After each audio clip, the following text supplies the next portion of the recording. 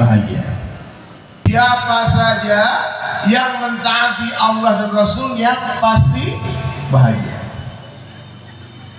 Jadi orang kampung untuk bahagia tak perlu harus pindah ke kota, Pak. Taati Allah di kampung, Allah bahagiakan orang kampung. Orang kota untuk bahagia tak perlu pergi ke desa. Dia bisa bahagia di kota kalau dia mau mentaati Allah selama dia tinggal di kota. Orang miskin untuk bahagia tak perlu harus kaya dulu. Taati Allah, maka Allah bahagiakan orang miskin. Begitu juga orang kaya untuk bahagia tak perlu harus miskin dulu. Gunakan harta untuk agama, taati Allah, Allah muliakan orang-orang kaya.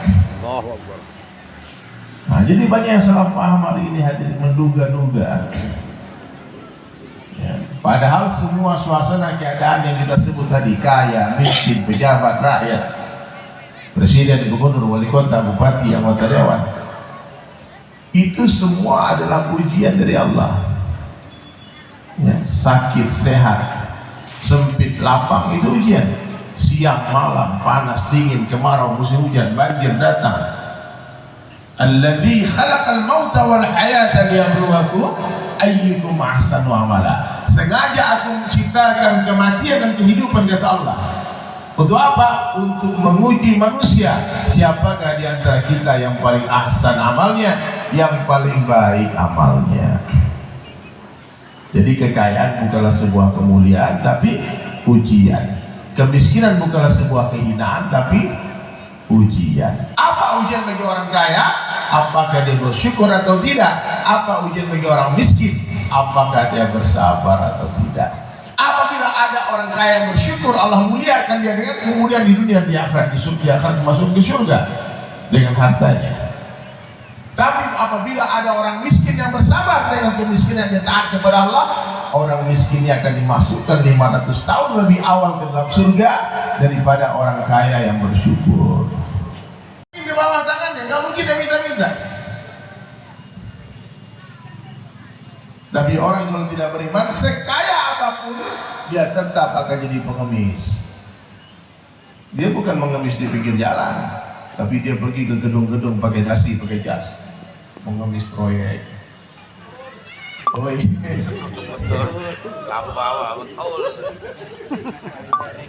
jangan sebut nama orang, jangan dibayangkan wajah orang juga. Bayangkan diri sendiri aja.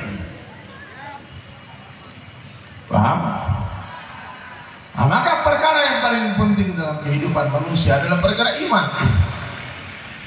Perkara yang paling penting adalah perkara iman. Harga iman sebesar debu itu Allah hargai dengan surga yang luasnya 10 kali lipat dunia. Emas sebesar debu gak ada harganya, berlian sebesar debu gak ada harganya, tapi iman sebesar debu Allah hargai dengan surga yang luasnya 10 kali lipat dunia. Ini yang hadir ini semua calon-calon raja dan ratu bidadari di surga. Amin. Ya, insya Allah. Baru calon. Itu apa? Calon anggota dewan belum tentu jadi anggota dewan. Baru calon. Harus berjuang. Capres belum tentu jadi presiden, betul? Cagup belum tentu jadi gubernur. Cagup belum tentu jadi bupati. Tapi kalau camat gimana? Ada pencamat, gimana pencamat?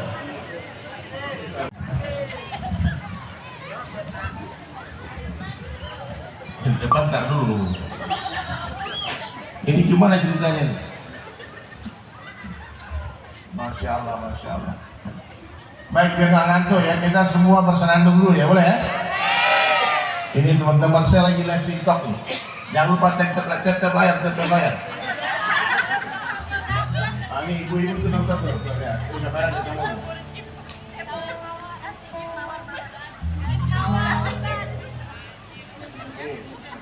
20.000 orang hadir. Banyak malaikat yang hadir. Aduh, Masya Allah, Masya Allah.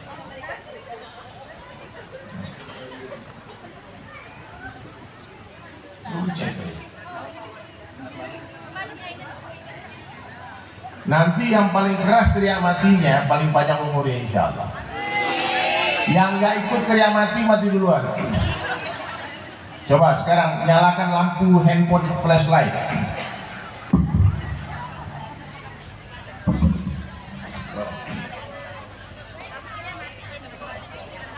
Semua yang punya handphone, mati lampu dulu, mati lampu, mati lampu.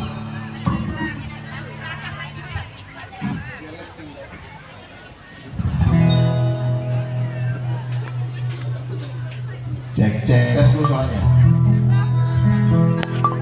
Orang kaya kurang sama ini bapak-bapak yang di kursi nih, yang di kursi oleh dunia yang fana sebagai tempat ujian kita, dunia sementara, akhirat selama-lamanya. Orang kaya mati, orang miskin mati, raja-raja mati, rakyat biasa mati, semua pergi menghadap Ilahi. Dunia yang dicari tak ada yang berarti. Perkara yang paling penting dalam kehidupan manusia adalah perkara iman. Iman itu lebih penting daripada duit rumah dan kendaraan. Satu orang mati gak punya duit dalam amarah, mati gak punya rumah pun gak masalah. Tapi kalau mati gak punya iman, itu masalah. Harga iman dalam pandangan Allah Subhanahu Wa Taala sebesar darah, itu Allah Taala hargai dengan surga yang luasnya 10 kali iman dunia. Maka kita semua wajib mengusahakan iman kita. Bagaimana caranya? Nabi Sallallahu Alaihi Wasallam itu hadis jadidu imanakum. Kaifa tujadidu imanana ya Rasulullah? Akhirul min qawli la ilaha. Wahai manusia, jangan engkau tertipu daya oleh dunia yang fana sebagai tempat ujian bagi kita, dunia sementara, akhirat selama-lamanya. Semuanya. Orang kaya mati, orang miskin mati, raja-raja mati, rakyat biasa mati. Orang kaya mati, orang miskin mati, raja-raja mati, rakyat biasa mati. Orang kaya mati, orang miskin mati, raja-raja mati, rakyat biasa mati. Semua pergi menghadap Ilahi.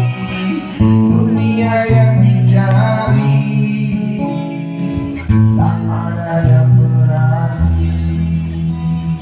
Dunia yang dicari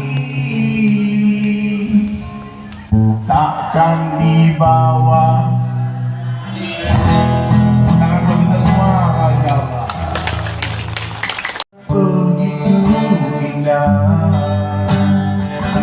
Bersabarlah atas segala musibah yang menghampiri, karena semuanya tak akan lama. Sedih sementara, bahagia sementara, sakit sementara, sehat sementara, miskin sementara, kaya pun sementara, dunia sementara, akhirat bagus orang sini. Ini bisa kita ajak masuk TV semua deh Pak. Ya, kita ajak masuk CCTV ya. Berharaplah hanya kepada Allah yang maha segalanya. Yakinkan hati hanya kepadanya. Dunia ini tempat meninggal, bukanlah tempat kita tinggal. Kita semua kan kembali padanya. Semuanya. Sedih bahagia sakit sementara, sehat sementara, cantik sementara, tampan putih sementara, dunia sementara, akhirat Masya Allah, Masya Allah, luar biasa. Coba diulang 3 kali dengan lantang, dengan keras. Sampai di belakang semua ya. Allah kuasa. Allah kuasa. Makhluk tak kuasa. Makhluk tak kuasa. Allah kuasa. Allah kuasa. Makhluk tak kuasa. Makhluk tak kuasa. Masukkan kalimat ini ke dalam hati. Ya. Yang menaikkan raja-raja adalah Allah. Jangan yakin dengan suara yang banyak. Jangan yakin dengan kehebatan harta kita. Yakin kepada Allah. Allah yang menaikkan raja-raja, Allah yang menurunkan raja-raja. Allah yang memuliakan, Allah lah yang menghinakan. Allah kuasa memuliakan orang biasa tanpa jadikan dia raja. Allah pun berkuasa menghinakan raja-raja tanpa mengambil kerajaannya. Everything in the hand of Allah. Semua berada dalam genggaman Allah. Apa saja yang Allah kehendaki terjadi pasti akan terjadi. Apa saja yang Allah kehendaki tidak terjadi tidak akan terjadi. La ilaha illallah. Insyaallah ya. Insyaallah. Damai bersama Indonesia insyaallah ya. Beda agama, beda suku, nggak ada masalah. Kita bisa hidup berdampingan. Tapi jangan usik-usik agamaku. Lakum dinukum waliyadin. Untukmu agama itu serah kita. Untukmu agama. Jangan hina-hina suku, ras, sara, jangan. Hati-hati. Kadang-kadang gara-gara politik, kakak adik kandung bapak ibu siapa? Ada yang kembar satu rahim mereka berdua, beda warna, musuh-musuh. Suami istri berdapat cerai gara-gara politik. Allahu Akbar, bodoh-bodoh ini umat. Paham nggak bunda? Siap ya? Silakan pilih siapa saja pilih. Pasti semua punya dalil, punya alasan untuk memilih calon mereka. Sekarang calon kita alhamdulillah tiga-tiganya muslim ya. Tiga-tiga muslim. Siapa yang lebih baik? Allah yang tahu siapa yang lebih baik. Ya, Allah yang tahu siapa yang lebih baik. Kita cuma melihat zahiriah saja. Ya. Bapak belum bisa dikatakan mengenal seseorang sebelum Bapak berjalan 3 hari 3 malam dengan orang itu. Ini ide saja, terserah mau diambil atau tidak. Yang tidak sholat di masjid, beri sanksi adat. Apa sanksi adat? Suruh dia gali kuburannya sendiri. Suruh dia jalan kaki sendiri ke kuburannya, jangan digotong, digelindingin aja. Ya, kira-kira takut gak orang? Dan ini dibuat di Bali, Pak. Ada satu desa namanya Cicak Islam. Ini dibuat. Siapa yang tidak 5 waktu di masjid dilarang oleh kepala desa, oleh orang kampungnya, oleh kepala adatnya, oleh ulama untuk menyelenggarakan jenazahnya. Biar keluarganya saja yang mengurus jenazah. Sanksi adat. Karena selama hidupnya dia memang tak ada gunanya. Azab turun gara-gara dia. Karena dia tak sholat. Bisa nggak kira-kira Pak? Hah? Bisa nggak Pak Kades? Kalau yang ketahuan mabuk-mabukan, ketahuan pacaran, dikasih denda. Pilih. Kalau kau minum kamar ketahuan, denda 30 juta. Kalau enggak, penjara 3 bulan. Kalau enggak, keluar 3 hari di masjid. Itikaf, pilih mana? Itikaf ya lah bang 3 hari gratis. Itu dibuat di Ternate, Pak. Di Ternate ini ada namanya, itu Kapoldanya membuat TGRM, Tim Gerak Revolusi Mental. Kerjanya polisi-polisi dan para dai dan para ulama berkeliling mencari orang pelaku maksiat. Kalau ketangkap orang pacaran berjalan, dibawa ke masjid, dibawa ke kantor polisi. Ada yang jual kamar, ada yang macam-macam bermaksiat, didenda. Hukum negaranya dia di penjara, hukum adatnya dia didenda, hukum agamanya dikurung di masjid 3 hari 3 malam. Sita handphone, disita KTP-nya semua, dibuat. Nah, coba dipikirkan apa kira-kira yang harus kita buat. Itu hanya contoh-contoh saja. Langkah apa yang dibuat supaya makmur masjid-masjid di kampung? Karena masjid adalah jantung sebuah kampung. Kalau baik masjidnya, baik kampung itu.